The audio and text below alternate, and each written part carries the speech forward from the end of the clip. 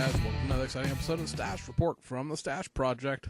Real quick video today. I know we always say, well, it's going to be a quick video, and then it turns into like a 30-minute diatribe.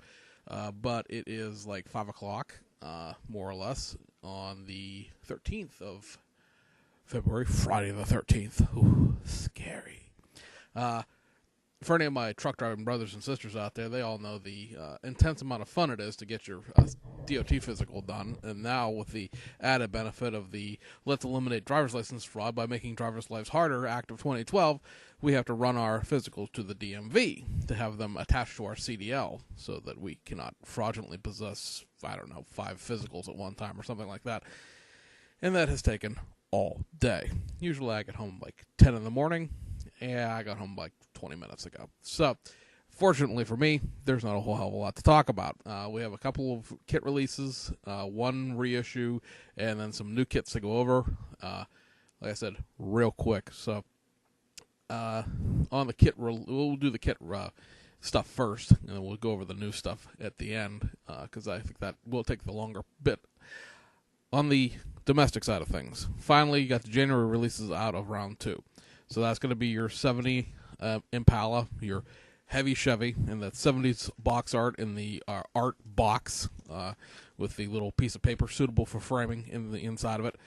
It is otherwise, except for a new decal sheet that has like low rider-esque decals included in it, going to be the exact same 1970s Chevy Impala fake SS, because there really was no real Chevy Impala SS in 1970.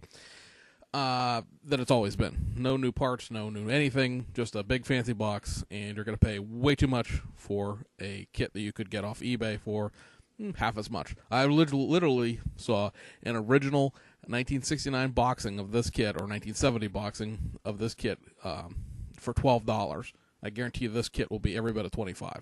So if you want a 70 Impala and you don't need the lowrider decals that are useless unless you're painting the car blue, yeah, I'd go find one on eBay, because it's going to be the exact same kit. Just my piece of advice there. Also, that Piranha CRV Spy car, the infamous Man from U.N.C.L.E. car, it's also out. The kit has been restored back to its factory stock street version, if you want to call it that. Remember, there has been the drag version that has been out a number of times since the 1960s. This is the first time it's been out in the Man from U.N.C.L.E.-ish. Can't call it that because they didn't license it that way, but it's the first time it's been out in the Man from U.N.C.L.E. Packaging in 40-plus years now. You're going to get a set of new decals for the road racing version, because there is a road racing version in the kit, obviously. You got retooled windows and taillights, and then you're going to get... those windows are going to be clear and tinted, and then there's pad-printed tires. There are red lines on one side and blue lines that say Blue Streak, or Blue Eagle, Blue Streak, whatever, Goodyear Racing. Sorry, I'm tired, I don't care. On the other. So, you know, that is sort of, I guess, the neat kit, if you want to call it that. I mean, at least it's something that's been out for 40 years. But as most people seem to be finding out with these recently reissued round 2 kits, they're suffering from a bout of what I'll call nostalgia. That's like nostalgia, except you don't remember things very well. And the nostalgia has attacked people with these round 2 reissues, where they think they're going to get some fantastic kit they remember from 40 years ago. It turns out your memory sucks. These kits are, well, they're not awful. They're not bad. They can be beaten into submission by a skilled builder, for sure. But everybody seems to remember them as something they're not. You know, what you built as an 8-year-old is not that great. I mean, even myself, I went out and I purchased a lot of kits, probably a dozen, that I remembered as being, one is the first kit I ever built, and then several more kits I remembered enjoying as a kid, and then I got them, and I looked at them, and went, yeah, these really aren't all that good, you know, I mean, I could, you know, they're not unbuildable. Obviously I built them, you know, when I was like 10, but yeah, they're not that great compared to, you know, current stuff at all, but that's nostalgia. Everyone suffers from it. Your childhood was not as good as you remember it being. Eventually we're going to do a whole nother video on nostalgia, but we'll leave that for another day. So that covers now everything from January that was supposed to be out is out, with the exception of the Heller version of the Renault kit and the ICM 1911 Ford Model T Touring.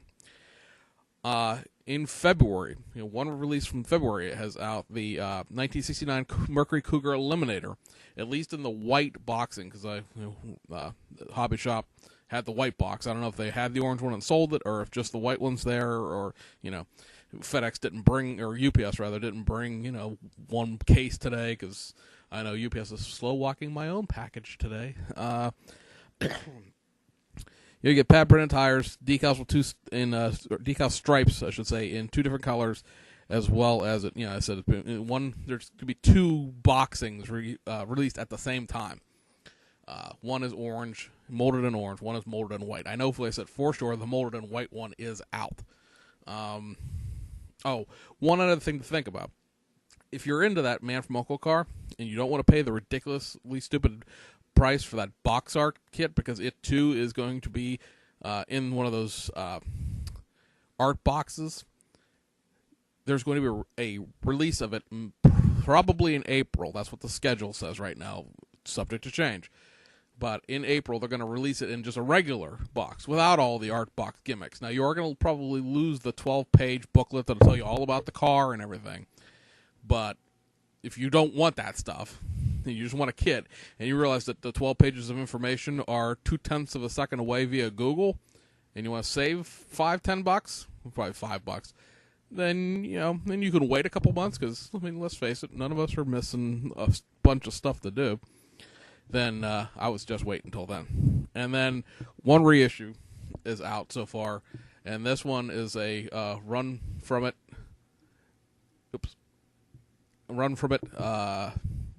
before it can catch you kind of thing. Best car vintage. Yeah, I'm a tooling. The London Black Cab. This is a famous kit in the sense of how awful it is. You know what? This is probably would be a kit that I would recommend to somebody who wants to take on a project if it was a scale. Like all IMA tools, it is one of those weird things where it's not any real scale. It's like 121.5 scale or something like that.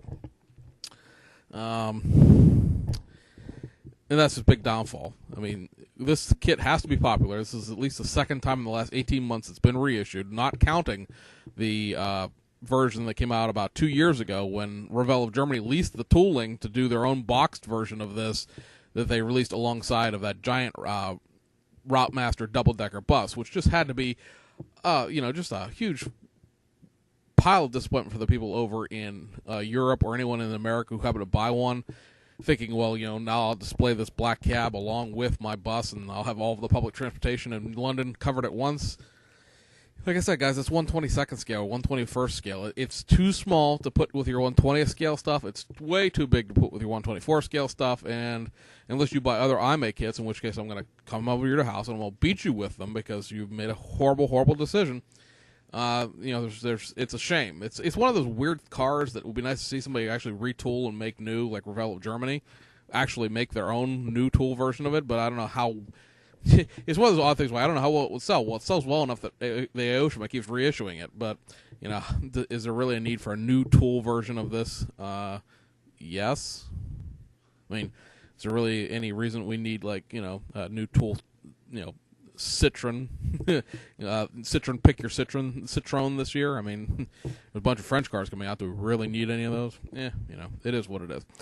All right, so obviously you saw the flash of the 2015 second quarter new release flyer. You want to blow it up full size so you can actually see it. If you're connected to the internet on any of the major forums, you probably have already seen this, and you could just sort of tune me out here. But this is 3 automotive releases here for the second quarter. This will be, April, May, and June. But the way the kit releases from Revell are coming right now, it'll probably end up being December, January, and February of next year, because some of the first quarter stuff is now not supposed to come out until July. So the fourth quarter stuff isn't supposed to come out until April and May, and it's just a fiasco. And everybody wants to blame it on the dock workers in Los Angeles, and it has nothing to do with that. And it's, there's no reason that a kit that you're tooling up for January, February, March is so delayed by a slowdown at the docks that it's not going to get here till July. Okay? Commerce doesn't work like that, trust me. From a truck driver, commerce doesn't work like that. maybe they're fixing things, or maybe they're just so delayed by fixing other things. But whatever the case may be, it's things are late. So take the second quarter here with a grain of salt. So down on the bottom, we'll skip that top part for a second because let's cover these reissues first. So the Jinx Express, making a joke about Brinks trucks. Get it? Brinks, Jinx. It's an old Tom Daniels tool. Apparently, it's the first time it's been out since it was originally tooled. I seem to think that this is not as old as it is because I seem to remember this being in one of those white monogram boxes, which is like late 70s, early 80s. So it's, like I said, late 70s tool will be my guess, because also that Porsche 914 that's beside it there, that's also a late 70s, early 80s Revell tool. Now the Jinx Express is 124 scale because it's monogram, and the Porsche is 125 scale because it's Revell, because it's well before the two companies merged. I have no comments about the Jinx Express because I've never seen the inside of one of those kits, other than obviously it's a giant, blown, winged, drag version of an armored car. If you're into collecting those odd Tom Daniels kits, then you're excited about seeing that. If you don't, you're puzzled like I am. Your puzzlement will continue to your left with that Porsche 914. Guys, it's not an awful, terrible, horrible kit, but it's also 1970s Revell, which means it's fiddly, it's delicate. It's also a 2-in-1 because there's a road racing version in there. That means the windshield frame is separate because there's like a cut-down windshield for the road racing version. And that also means that there's a great deal of compromise with the kit to be able to build two different things out of it. This was a long time before you started cutting separate body tools for separate versions of kits. This was back when you cut one body tool and made everything fit it, whether it actually fitted or not. Unless they fixed the tires are two-part plastic tires. You would say, oh, they fixed it by now, but the tires in the Porsche Carrera RS 3.0, they haven't replaced those with rubber tires yet, so don't hold your breath necessarily. If you want one, I would just, hang on, because some people will go to Tower Hobbies and stuff like that and pre-order kits. I mean, I pre-ordered the Golf GTI and the Cabriolet, but I would wait on that. Let some people get those in their hands, open them up, waste the money on them, and see what's inside. Obviously, the top thing there is the big news. This seems to have blown the mind of all the Luddites because nobody saw this coming. I can't say that I saw it coming either, but then I really wasn't paying that much attention to 1929 Model A hot rods. You know what, guys? All Luddite jokes aside, it is an iconic vehicle. It is going to be quite the building festival in the sense of what it offers. There's two completely separate frames involved.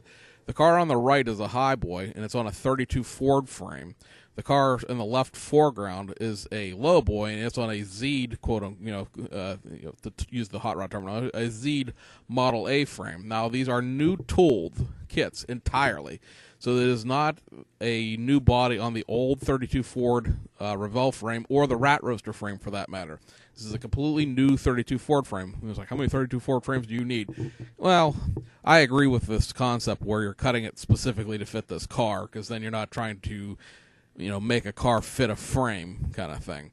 The frame is notched in both cases for the body to fit and for the engines to fit and stuff like that. The engine there's one engine here, multiple options on injection, either, fuel injected or carbureted apparently. It is a 401 cubic inch Buick Nailhead, so very cool parts box fodder for the people who want to build that genre. It has a coilover suspension out back. Apparently it's going to have like a battery and a fuel cell in the trunk. The trunk is not hinged to open, but it's back there if you want to go digging for it.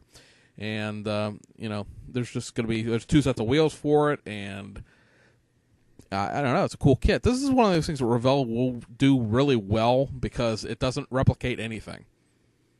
It's sort of, both of these, one of the other things, there's two different tuck and roll interiors for each building style. But, back to what I was saying, much like the Slingster Dragster, this thing is one of those kits that fits into Revell's prime target zone, which is a car that's based on nothing. It's an amalgamation of hot rod ideas. What if we did this, and what if we did that, and what if we did this other thing, and it'd be cool if we did this, and then, hot rodders like to do this and that and the other thing. Because the body is a custom body, it's been lengthened a little bit in front of the doors, It has radius rear wheel wells, say that 3 times fast, so that the wheels will center in them more than they would on a traditional hot rod. And so, like I said, neither one of the cars is specifically designed to replicate another vehicle. So, much like the Slingster Dragster wasn't designed to actually replicate any dragster, this is fantastic because you can't compare it to anything to say it's inaccurate. So this is, what Revell needs to do with all their models, really. Because if you look at, like, the Rat Roadster, was an awful kit. Not because it was a bad kit per se, but because it did not replicate at all the actual vehicle which you designed it to replicate. If you're going to make Stacy Davidson's Rat Roadster, then by gum, by golly, you should, make it actually be Stacy Davidson's Rat Roadster. Not Stacy Davidson's Rat Roadster-esque body on a compromised, because we wanted to use as much of the tooling patterns as we could, 32 Ford frame. Just one of my many pet peeves about that, because I was actually kind of interested in that car in the sense of building a replica of the car from TV, and it was not that. And if you noticed, Revell doesn't really have any more association with Stacy Davidson or his show. I mean, granted, it got booted off of Speed when Speed went to Fox Sports Deportes or whatever it went off to, and now it's on Velocity, which I think is channel 10,468 on HD. But that also killed the Revell National Model Car Championships too, for all the good that did. Some of the winning models in that last go around were really bad, which makes me wonder what else was submitted if those things are what won. And so, real quick here to wrap up the video, Fujimi announced their March spot runs finally, and it is, to put it mildly, the month of the Nissan over at Fujimi. You may recall, we've gone over it several times now, in this coming month, probably next week, they're going to be reissuing via the Circuit Wolf series the Nissan Fairlady Z432R, the racing version with the Skyline engine of the Nissan Fairlady 240. Well, because that kit, I believe, uses the same chassis as one of the Skylines, almost positive, and does include that Skyline's engine, plus it's a 240Z otherwise, they're running a bunch more kits off in March that use parts from that kit. So you're going to get a reissue of the 73 Nissan Skyline GTR KPG C110.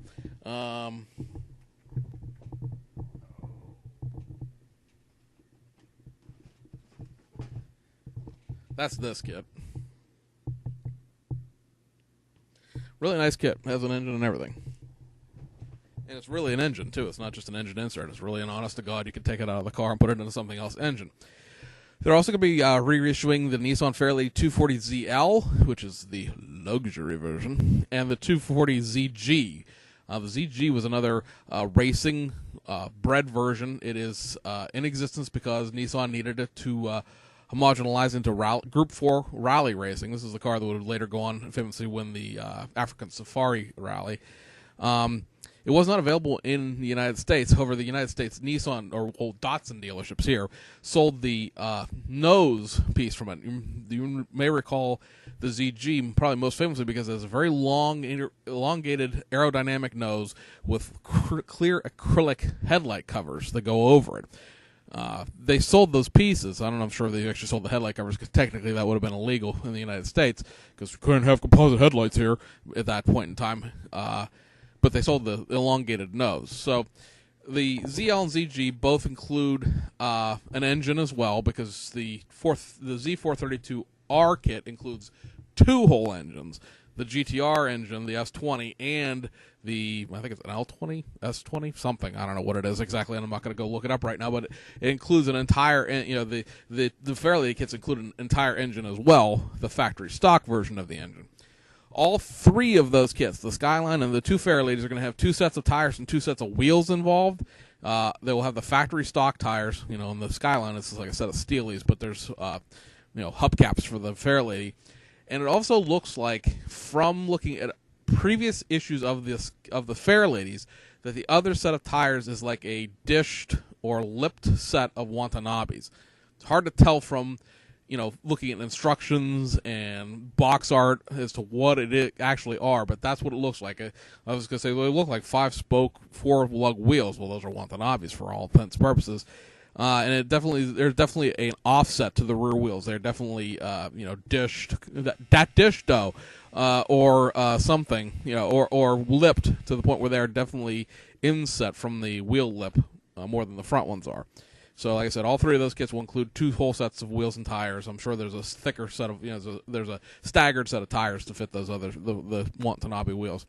You're also going to get a reissue of the '96 Nissan Silvia S14, the Autech drifting version. Now, this is not an actual drift car per se. Autech is a tuning house in Japan that does drift cars. This is a street car that has a different spoiler and a different set of wheels than the regular S14 Q Silvia that they did, the Aero Silvia that they did. Well, I said, looking at the parts, the Autech literally has different wheels, a bigger spoiler, and a couple little pieces here and there, and it's nothing major. That kit is being reissued with window masks, so the window mask thing at Fujimi continues. And then lastly, they're going to be reissuing the Ferrari F12 DX. The DX is the deluxe kit. This is the one that comes with the photo etch included with the kit. This is a straight reissue. They've done a DX before. I have it right over there.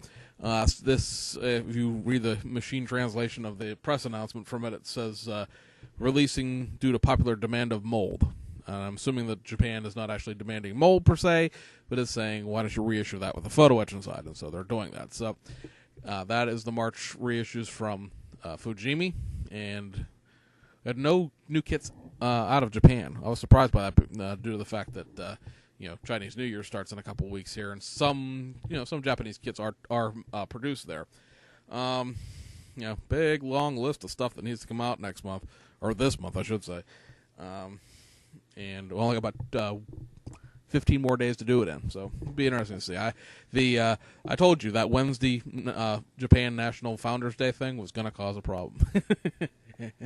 So, guys, I'm going to go saunter off, take a nap before I have to go back to work tonight, and we'll see you guys on the other side.